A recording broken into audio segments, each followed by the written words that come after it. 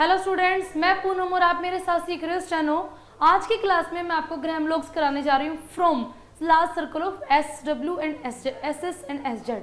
Start करते हैं बच्चों आज की क्लास। देखिए, ग्राम लॉग के अंदर जो फर्स्ट ग्राम लॉग आता है large circle S W S S के अंदर, इन एनी, इन और एनी दोनों के लिए सेम साइन रहेगा एन।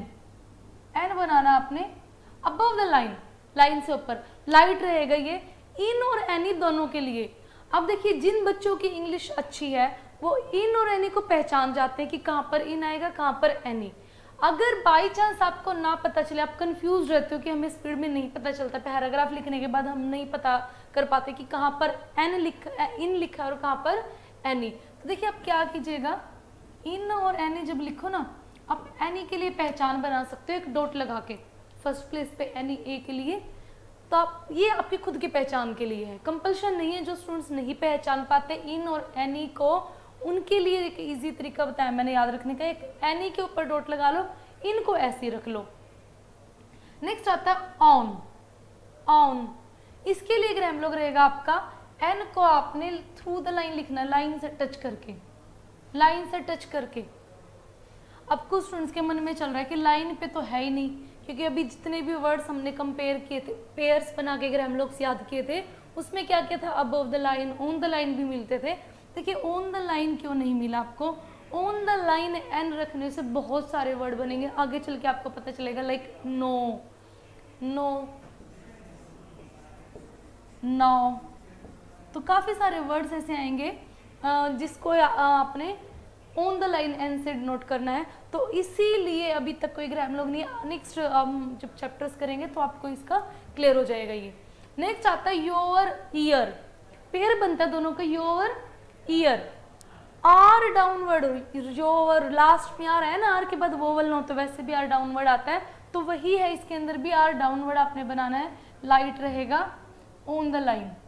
अगर आप थ्रू द लाइन बनाते हो, लाइन से काट के बनाते हो, तो वो क्या बनेगा, ईयर, डाउनवर्ड रहेगा बच्चों ये, डाउनवर्ड।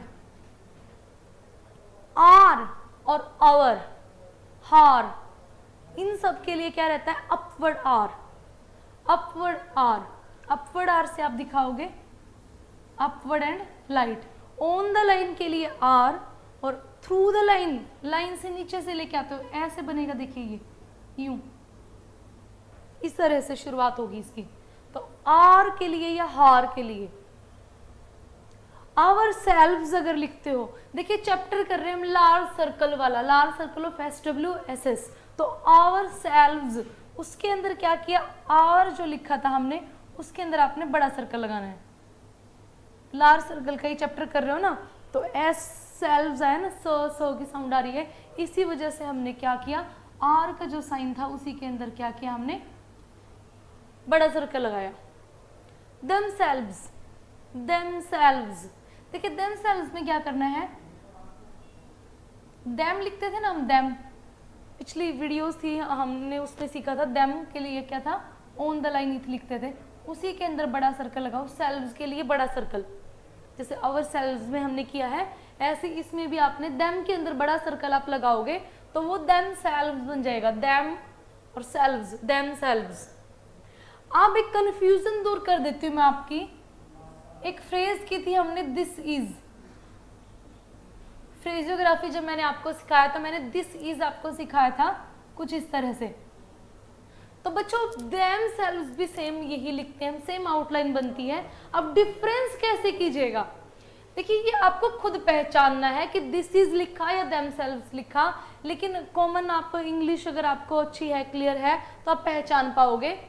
दिस इज तो सेंटेंस के स्टार्टिंग में तो हमेशा आपको दिस इज ही मिलेगा, themselves से स्टार्टिंग नहीं होगी।